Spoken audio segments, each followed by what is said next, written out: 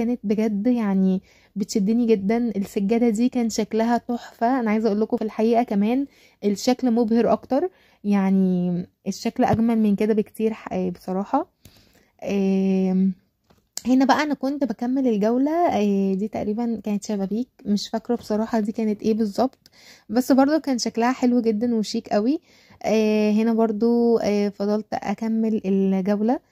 كنت تقريبا راجعة تاني لان انا حسيت ان انا محتاسة ومش عارفة اعمل ايه بصراحة، فكنت بحاول ان انا اجيب لكم كل حاجة بحيث ان انا ما فوتش حاجة هناك.